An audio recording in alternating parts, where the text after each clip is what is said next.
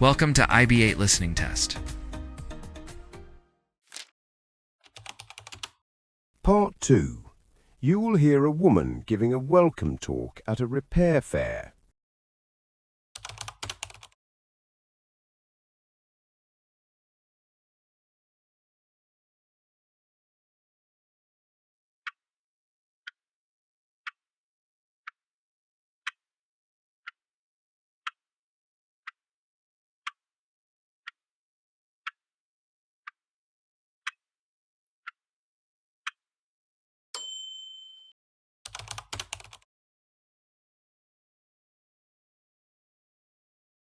Part 2.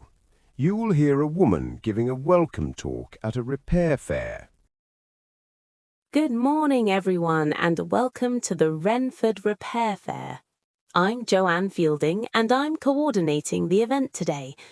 Before you head off to the work areas, I'll run through a few quick points for anyone who's come with children, explain how we're managing turn-taking this year, and then, because we're doing a theme day, I'll share a brief timeline of organised repair.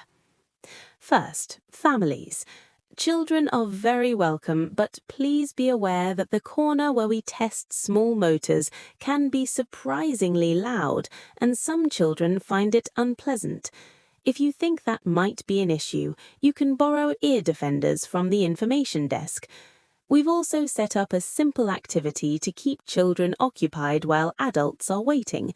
It's a little scavenger-style challenge where they pick up a card, locate 5 labelled parts placed around the hall, and collect a stamp at each point. It keeps them moving safely rather than gathering around the benches. And if your child wants to try using tools, that's fine, but please stay right alongside them. Now, the way you join a repair table has changed. We're not running one long line. When your item is registered at the logging desk, you'll be given a number. Keep an eye on the display above the stage.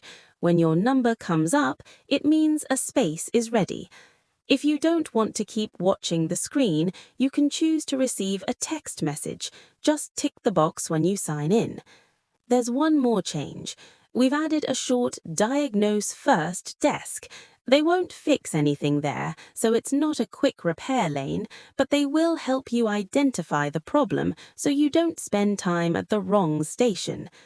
A quick word about money. The advice is free, and if a part is needed, you'll be told the cost before anything is fitted. You might have heard that we were introducing a compulsory charge this year, but we decided against that. Donations are welcome, but they're entirely optional. Finally, our theme today is Repair Through Time, so here are a few milestones.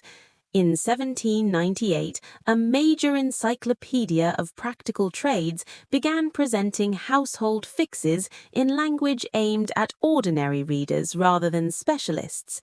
By 1841, railway workshops were promoting interchangeable components, which helped make repairs faster and cheaper. After a rise in domestic accidents, 1926 saw home wiring guidance taken up far more widely. Then, in 1973, consumer protection rules were strengthened, giving clearer rights to repairs and replacements. Much more recently, around 2012, community repair cafes expanded quickly, making public repair sessions common. And by 2018, several councils were trialling right-to-repair schemes in partnership with local charities. That's everything from me. If you need help, look for volunteers wearing green badges. Otherwise, please take your item to the logging desk and enjoy the fair.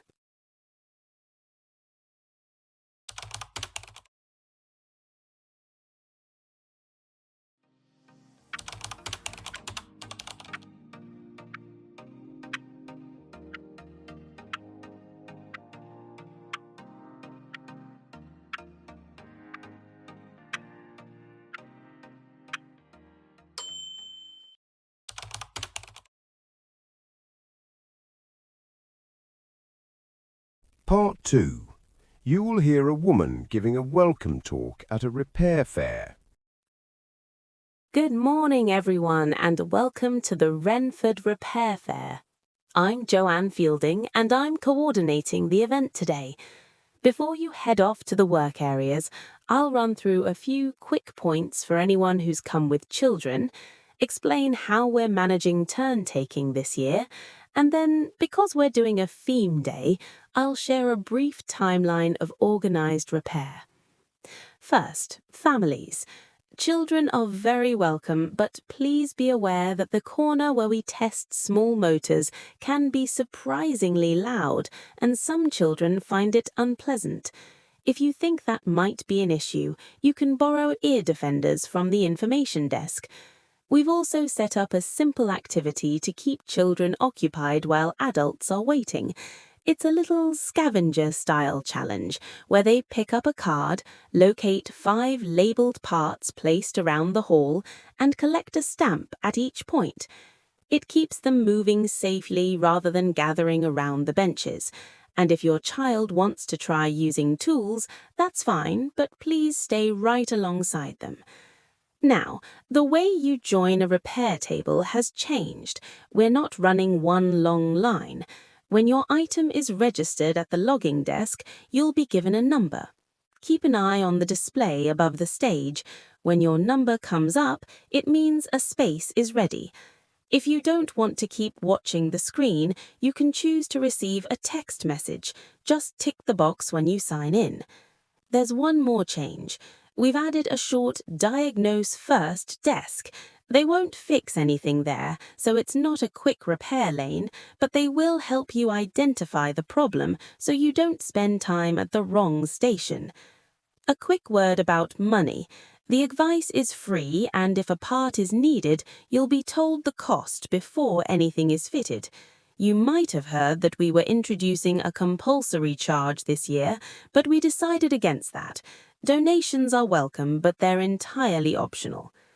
Finally, our theme today is Repair Through Time, so here are a few milestones. In 1798, a major encyclopedia of practical trades began presenting household fixes in language aimed at ordinary readers rather than specialists. By 1841, railway workshops were promoting interchangeable components, which helped make repairs faster and cheaper. After a rise in domestic accidents, 1926 saw home wiring guidance taken up far more widely. Then, in 1973, consumer protection rules were strengthened, giving clearer rights to repairs and replacements. Much more recently, around 2012, community repair cafes expanded quickly, making public repair sessions common. And by 2018, several councils were trialling right-to-repair schemes in partnership with local charities. That's everything from me. If you need help, look for volunteers wearing green badges. Otherwise, please take your item to the logging desk and enjoy the fair.